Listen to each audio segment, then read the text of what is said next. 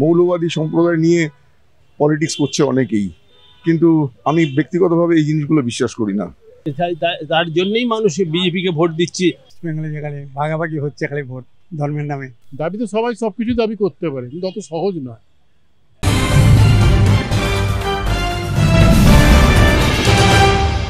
টালিগঞ্জ উপনির্বাচনে জয় পেয়েছে তৃণমূল কংগ্রেস, আর দ্বিতীয় স্থানে রাজ্যের প্রধান বিরোধী দল বিজেপি। দ্বিতীয় হয়েও বিজেপির দাবি যে কালীগঞ্জ উপনির্বাচনে 109টি বুথে হিন্দু অধ্যুষিত, হিন্দু ভোটার বেশি, তার মধ্যে 108টি বুথে এগিয়ে বিজেপি। অর্থাৎ 2026 বিধানসভা নির্বাচনের কি হতে চলেছে তার ইঙ্গিত পাওয়া গেল কালীগঞ্জ উপনির্বাচনে। এমনটাই দাবি করছেন রাজ্যের বিরোধী দলনেতা শুভেন্দু অধিকারী। বাস্তবে কি তাই হবে? 2026 বিধানসভা নির্বাচনে এই অঙ্ক কি মিলবে? কি মনে হয়, কি মনে করছেন সাধারণ মানুষ? চলুন তাদের সাথে কথা বলি, জানার চেষ্টা করি। কি বলবো এই ব্যাপারে রিগার্ডিং পলিটিক্স আমার কোনো আইডিয়া নেই। শুভেন্দু দাবিটা কি সত্যি হতে পারে? ডেফিনেটলি হতে পারে, ডেফিনেটলি হতে পারে। 26 যে সমস্ত এলাকায় হিন্দু বেশি সেখানে বিজেপি জিতবে। দেখুন, it is very difficult to say. হতে পারে, আমি যা বললাম হতে পারে, লাইকলি পসিবিলিটি ইজ দেয়ার, সম্ভাবনা। হ্যাঁ, সম্ভাবনা আছে। কি করে বলবেন কি করে কি হবে? কিছু বলা যায়? সব বলা যাবে না। বিজেপি দাবি করছে, হ্যাঁ, বিজেপি বললেই তো আর হবে না, ভোট তো মানুষ। হিন্দু এক হবে 26-এ। কি করে বলবেন? এখন সম্ভব নয় বলা। এখন 1 বছর দেখুন কি হয়। দাবি তো যে কিছু দাবি করতে পারে না। দাবি তো সবাই সবকিছু দাবি করতে পারে, কিন্তু অত সহজ নয়। তাই তো মনে হয়, তাই মনে হয়। মনে হচ্ছে এখানকার পরিস্থিতি দেখে ওয়েস্ট বেঙ্গলে যেখানে ভাগাভাগি হচ্ছে খালি ভোট ধর্মের নামে। সর্বাঙ্গীন সব জায়গায় এইরকম হচ্ছে আর কি। আমি স্পেসিফিক্যালি তো বলতে পারবো না, বাট এটা না হিন্দু ভোট যাবে হয়তো, তাও সব যাবে না, ভাগাভাগি হবে ওখানেও। দেখুন, এটা মানুষের ব্যক্তিগত ব্যাপার। কে জিতবে কে জিতবে না এটা বলা খুবই মুশকিল। এখন বর্তমান যা দিন পড়েছে তাতে কেউ বলতে পারেন যে আমি কোন দলের লোক। সেই জন্য যা জনসাধারণের উপর সবসময় ডিপেন্ডেন্ট হয়ে দেখুন দাদা, এটা খুব বলা, রাজনৈতিক ব্যাপারটা খুব বলা মুশকিল। রাজনৈতিকের দিকে আমি যেতে চাই না, কারণ আমি রাজনীতি করি না, সাপোর্টও করি না। আমরা সাধারণভাবে যেটা ন্যায্য সেটা করা ভালো। প্রবাবিলিটি সেরকম মনে হচ্ছে না, বিকজ মানুষ বেশি তো দেখা যাচ্ছে যে সরকারের দিকেই ঘেঁষা আর কি, মানে প্রেজেন্ট মনে হচ্ছে না। প্রবাবিলিটি সেরকম মনে হচ্ছে না। ঠিক উপনির্বাচনের ফলাফল দেখে ঠিক বোঝা যাবে না, মনে হচ্ছে না ওরকম ভাবে নয়, ওইভাবে ওটা দাবি করলেই ধরো না, ওটা ওরকম মনে হচ্ছে না।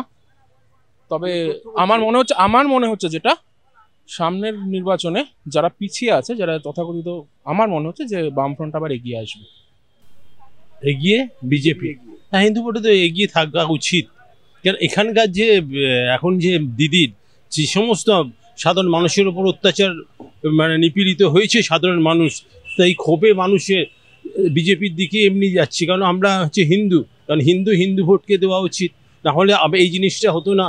যে সমস্ত আপনার মুর্শিদাবাদ বহরমপুরে যে সমস্ত হিন্দুদের ওপর মানে বিনা কারণে বিনা দোষে অত্যাচার হয়েছে, সেই জন্যে মানুষ এমনি ঘুরে যাবে তার মেন্টালিটি। তার জন্যই মানুষ বিজেপিকে ভোট দিচ্ছে। যদি নতুন পার্টি এসে যদি ইমপ্রুভমেন্ট করতে পারে, হিন্দুদের সুরক্ষা দিতে পারে, সেই জন্য এই জিনিসটা লোকে স্বইচ্ছা যেছে বিজেপিকে ভোট দিয়েছে। কারণ নিজের অস্তিত্ব বিপন্ন হয়ে যাচ্ছে। সে তার ভোটের জন্যে বিভিন্ন রকম করছেন ম্যাডাম। হ্যাঁ, তার কারণে হিন্দুরা দেখছেন আমাদের নিজের জীবন বাঁচানোর জন্যে আমরা যদি ওই পার্টিকে বদলে আনতে পারি, আমার যদি প্রাণে বাঁচি, সেই কারণে তারা হিন্দুকে ভোট মানে বিজেপিকে ভোট দিয়েছে। দেখুন, এই ব্যাপারে তো মানে খুবই কন্ট্রোভার্সি আছে। হ্যাঁ, অনেক জায়গায় এরকম অনেক জিনিসই হচ্ছে যে অনেক মানে মৌলবাদী সম্প্রদায় নিয়ে পলিটিক্স করছে অনেকেই, কিন্তু আমি ব্যক্তিগতভাবে এই জিনিসগুলো বিশ্বাস করি না। এটা একটা আপনার ধর্মনিরপেক্ষ রাষ্ট্র। সুতরাং এই ধর্মনিরপেক্ষ রাষ্ট্রতে এখন ছোটোখাটো ওই মৌলবাদী চিন্তাভাবনা নিলে এই দেশটার কোনো উন্নতি হবে না।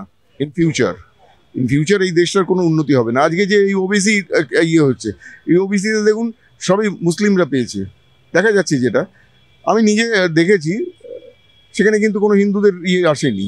এটা it is one sided game, এটা জাস্ট ভোটে জিতে থাকার জন্যে, আর কিছু না। এটা পাবলিক এখন সব বুঝতে পারছে, সুতরাং তারা সেই মতোই তাদের ডিসিশন নেবে যদি সুযোগ পায়। আদারওয়াইজ মারপিট করে আপনাকে ভোট দিতে দেবে না, তাহলে তো আর কিছু হলো না।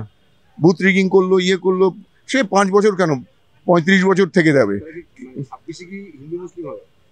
26-এ হতে পারে, এখন যা ট্রেন্ড দেখছি হতে পারে, কেননা আমাদের এখানে অশিক্ষিত বেশি। অশিক্ষিত মানে আমি এটা বলছি না যে স্কুল কলেজে যায়নি তা নয়, অনেকেই গেছে, স্কুল কলেজেও গেছে, কিন্তু তাদের মানসিকতাটা সেইভাবে তৈরি হয়নি।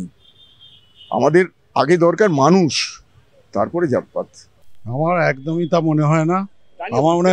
আমার মনে হয় পশ্চিমবঙ্গে যে অবস্থায় আছে তৃণমূল কংগ্রেস এখনো চলবে, অবশ্যই চলবে, বিজেপির সেকেন্ড দল হিসেবে থাকবে। বেশিরভাগ সাধারণ মানুষ কিন্তু মনে করছেন যে উপনির্বাচনের ফলের সঙ্গে 26 বিধানসভা নির্বাচনের ফলের তুলনা টানা কোনোভাবেই উচিত নয়।